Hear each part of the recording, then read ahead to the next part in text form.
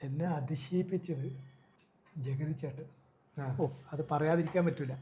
എന്ന് പറഞ്ഞാൽ ഏത് ക്യാമറാമാനും അമ്പിളിച്ചേട്ടൻ്റെ സ്വഭാവം സ്ക്രീനിൽ വരുമ്പോൾ, സീൻ വരുന്ന സമയത്ത് നമ്മൾ എന്തായിരിക്കണം ഫ്രെയിം വെക്കുന്നത്, ഇതെല്ലാം പഠിച്ചില്ലെങ്കിൽ ഉണ്ടല്ലോ ചില സമയം ചീത്ത കിട്ടും. അമ്പിളിച്ചേട്ടൻ റിഹേഴ്സൽ ടൈമിൽ നമ്മളെല്ലാം എന്ത് വരെ വെച്ച് കൊടുത്താലും അത് എവിടെ വരണം, അമ്പിളിച്ചേട്ട ഇവിടത്തേക്ക് വന്ന് ഈ ലൈറ്റ് മേടിക്കണം, അതെല്ലാം മേടിക്കും. പിന്നെ മൂപ്പര് അറിയാതെ തന്നെ ഒരു പെർഫോമൻസ് വരും, നമ്മളെ കാണിക്കൂല. അതൊന്നും കാണിച്ചു കഴിഞ്ഞാൽ അത് ചളിച്ചു പോകുന്നു മൂപ്പർക്ക് അറിയാം. മൂപ്പർ അത് എല്ലാ ദിക്കിലും ചെയ്യുന്ന പരിപാടിയാണ്. അപ്പോൾ അതുകൊണ്ട് അമ്പിളിച്ചേട്ടൻ വന്നു കഴിഞ്ഞാൽ നമ്മൾ അറിഞ്ഞുകൊണ്ട് ഫ്രെയിം വെക്കണം. ഇല്ലേ കൊടുക്കും, ഒന്നിക്കിൽ താഴെ കൊണ്ടുണ്ടോ, അല്ലെ വേറെ എന്തെങ്കിലും ഒന്ന് ചെയ്യും അമ്പിളിച്ചേട്ടൻ.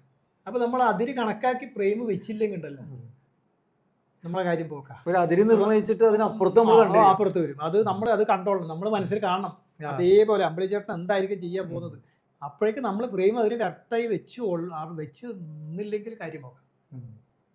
അതൊരു പെർഫോമൻസ്. അതെന്ന് പറഞ്ഞാൽ റിഹേഴ്സൽ കാണിക്കുന്നതായിരിക്കില്ല, ഫൈനലിൽ വരുമ്പോൾ റേഞ്ച് മാറുക. അതൊരു ആർട്ടിസ്റ്റാണ്.